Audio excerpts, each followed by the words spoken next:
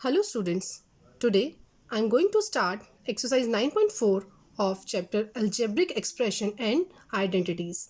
Before starting this exercise, I am just giving you some basic knowledge of identities. So our first identity is a plus b whole square. So a plus b whole square को हम कैसे expand करते हैं? A square plus b square plus 2ab. And the second one is a minus b whole square. ठीक है, तो दोनों में क्या डिफरेंस है? यहाँ हमने a प्लस बी के होल स्क्वायर की आइडेंटिटी पढ़ी है और यहाँ हम पढ़ रहे हैं a माइनस बी, मतलब सिर्फ और सिर्फ साइन का डिफरेंस है. तो a माइनस बी का होल स्क्वायर जब हम एक्सपेंड करते हैं तो क्या होता है? a square plus B square minus 2ab. Means identity बिल्कुल इसी तरह से एक्सपेंड हो रही है जैसे प्लस वाली हुई है, बिल्कुल सेम माइनस की भी ऐसी हो रही है, लेकिन सिर्फ हमारा एक साइन का डिफरेंस है. यहाँ पे प्लस 2ab है और यहाँ पे माइनस 2ab, मतलब माइनस वाली आइडेंटिटी में हमारे पास माइनस 2ab होता है. Okay. Then third one is x square minus y square. So x square minus y square हमारी थर्ड आइडेंटिटी है और ये कैसे एक्सपेंड होती है? एक ब्रैकेट में x प्लस वाई और दूसरे ब्रैकेट में x minus Y. Fourth one is x plus A X plus B, मतलब दोनों ब्रैकेट्स में पहली टर्म दोनों में सेम है और दूसरी टर्म दोनों में अलग है. So is equal to X square plus A plus B X plus A B. Okay, तो स्टार्ट करते हैं हम अपनी exercise 9.4. Question number 1, expand the following. हमारे जो क्वेश्चंस होंगे वो इन्हीं आइडेंटिटीज़ पे हमारे पास क्या होंगे? बेस्ड होंगे. ठीक है, तो फर्स्ट क्वेश्चन का ए पार्ट में लेती हूँ, 7x प्लस 1 का होल स्क्वायर. तो हम किससे रिलेट कर रहे हैं इसको? 7x प्लस 1 का whole square a plus B के होल स्क्वायर से रिलेट कर रहे हैं. सो हम क्या लिखेंगे? By using a plus B whole square is equal to a square plus B square plus 2ab. तो हम इसको बिल्कुल इसी तरह से एक्सपेंड करेंगे. 7x प्लस 1 का whole square is equal to क्या हो जाएगा? 7 square plus 1 square plus 2ab. Means a ये है b ये है, तो 2 इंटू 7x इंटू 1. सो 7 7 ज़ा 49 और एक्स स्क्वायर प्लस 1, 2 7 ज़ा 14, 14 1 ज़ा 14 और इंटू एक्स, तो 14x. ठीक है, so this is our answer. Similarly जैसे हमने ये प्लस वाली आइडेंटिटी खोली, इसी तरह से हम एक माइनस वाली आइडेंटिटी का क्वेश्चन लेते हैं. 5x माइनस 3 का होल स्क्वायर. ठीक है, so by using a minus B whole square. Okay, so identity क्या होती है? a square plus B square minus 2ab. Okay, so 5x minus 3 का whole square is equal to 5x square plus 3 square minus 2 into 5x into 3. Okay, so 5 5 ज़ा 25, 25x square plus 3 3 ज़ा 9 and minus 2 5 ज़ा 10 and 10 3 ज़ा 30. So this one is 30x. Okay, now I'm taking next part, C part. C part is 3y plus 2 and 3y minus 2. Okay, so ये कौन सी identity हमारे पास आ रही है? हम यहाँ अगर देखें थर्ड आइडेंटिटी हमारे पास है x square minus y square is equal to x plus y और एक्स माइनस वाई. मतलब टर्म्स तो दोनों ब्रैकेट्स में सेम है, लेकिन क्या है? सिर्फ साइन का डिफरेंस है. तो हमारे इस क्वेश्चन में भी सेम यही आ रहा है कि सिर्फ हमारे पास क्या डिफरेंस आ रहा है? साइन का डिफरेंस आ रहा है. तो हमारे पास क्या हो जाएगा? 3y का स्क्वायर और माइनस क्या हो जाएगा यहाँ पे? 2 का स्क्वायर. ठीक है, तो इसको एक्सपेंड करेंगे तो हमारे पास क्या आएगा? 3 3 ज़ा 9 और 9y स्क्वायर और minus 4. So this one is your answer. Okay, now I am taking next question number 2. simplify.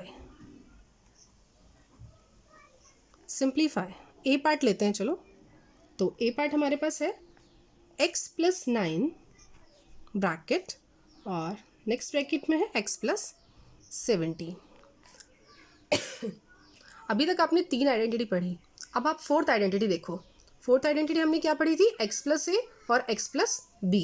तो मतलब पहले ब्रैकेट में दोनों टर्म सेम होंगी, मतलब दोनों ही ब्रैकेट में पहली टर्म सेम होगी, ठीक है। दोनों ही ब्रैकेट में हमारे पास पहली टर्म सेम होगी लेकिन नेक्स्ट टर्म अलग होगी। तो x प्लस ए और x प्लस बी ये हमारी नेक्स्ट आइडेंटिटी है। तो बाय यूजिंग x प्लस ए और x प्लस बी क्या आइडेंटिटी होती है हमारे पास, x square plus A plus B x और प्लस ए बी, ठीक है। So this one is x plus 9 और x प्लस 17। कैसे एक्सपेंड करेंगे हम इसके अकॉर्डिंगली, हमारा एक्सपेंड होगा x square plus 9 plus 17 x और प्लस 9 इंटू 17, ओके। सो ये हो जाएगा हमारे पास एक्स स्क्वायर प्लस 9 प्लस 17 करेंगे तो कितना आएगा 26x और प्लस 17 इंटू 9 करेंगे तो कितना आ जाएगा हमारे पास ये 153। So this one is your answer. Okay, next part of this question, 3x square minus 20 and the next bracket is 3x square plus 5. So by using x plus a, x plus b, okay, x square plus a plus b, x and plus a into b, so ab. So expand this one, 3x square minus 20, 3x square plus 5। हम इस identity के through इसको expand करेंगे इस तरह से। सो क्या होगा, एक्स स्क्वायर होगा पहली टर्म। तो एक्स स्क्वायर क्या होगा, 3x स्क्वायर हमारे पास है x की वैल्यू, तो हम यहाँ पे लिखेंगे 3x स्क्वायर का स्क्वायर, क्योंकि x क्या है 3x स्क्वायर, और इसका भी हम क्या करेंगे स्क्वायर करेंगे। Next one is a plus b. a हमारे पास क्या है -20 और b क्या है 5, तो +5 और x क्या है 3x स्क्वायर और a क्या है -20 इंटू 5, ओके। सो 3x स्क्वायर का जब हम स्क्वायर करेंगे, सो 3 3 ज़ा 9, 9x raise to the power 4, so plus -15 into 3x square plus -100। इसकी वैल्यू हम सॉल्व करेंगे तो 9x स्क्वायर, ये क्या हो जाएगा हमारे पास plus -15 into 3x square and plus minus -100, 9x square plus -45x square -100, 9x square -45x square -100. So this is your answer.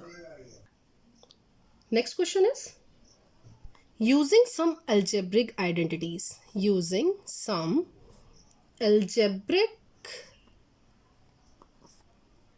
identities, evaluate the following.